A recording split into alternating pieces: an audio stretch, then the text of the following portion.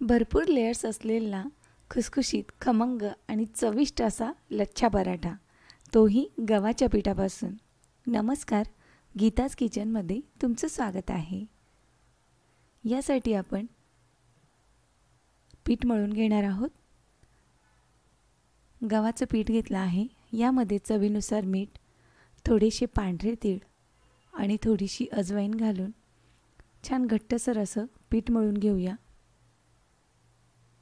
अगदी सैल असं पीठ मळायचं नाही आहे, यामुळे आपले लेयर्स पडणार नाही. पुरींचं पीठ मळतो त्यापेक्षा थोडं मऊ असं पीठ मळून घेतलेलं आहे.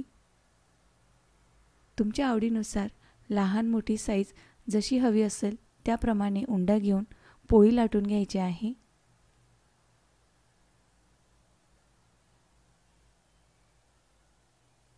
पोळी लाटून झाल्यावर यावर आपण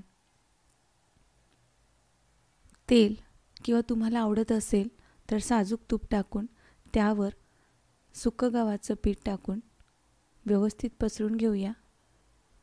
तेल आणि पीठ सर्व बाजूला लावल्यानंतर याच्या आपण घड्या घालणार आहोत.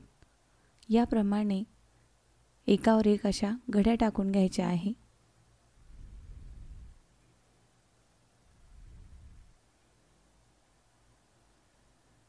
यामुळे आपल्या लच्छा पराठ्याला छान लेयर्स पडतात. सर्व घड्या घालून झाल्या की याचा आपण पुन्हा उंडा तयार करणार आहोत. एक बाजू आतल्या साईडला फोल्ड करून उंडा तयार करून घ्यायचा आहे आणि जी शेवटची बाजू आहे ती उंड्याच्या खालच्या बाजूला दाबून थोड्या हलक्या हाताने प्रेस करून घ्यायचे आहेत. याला तेल बऱ्याच प्रमाणात आहे, त्यामुळे कोरडं पीठ लावायची गरज नाही आहे. हलक्या हाताने थोडा जाडसर असा हा पराठा आपण लाटून घेऊया.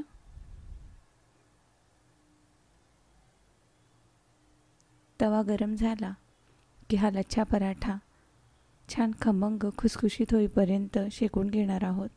गॅस इथे मंद आचेवरच चालू ठेवायचा आहे.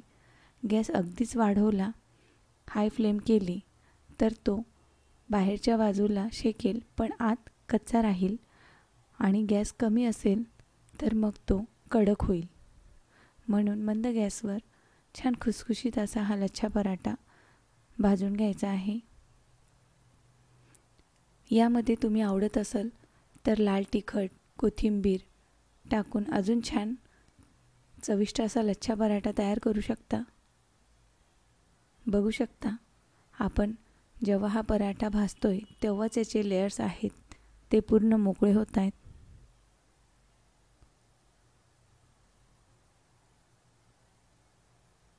याप्रमाणे लच्छा पराठा भाजून झाला की तो गरम खायला घ्या.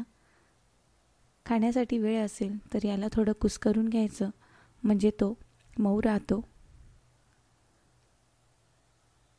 याप्रमाणे गव्हाच्या पिठाचा लच्छा पराठा एकदा नक्की ट्राय करून बघा.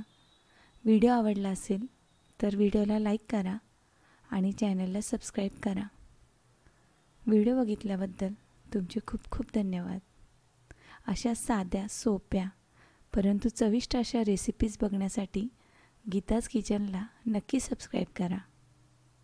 पुन्हा एकदा तुमचे खूप खूप धन्यवाद.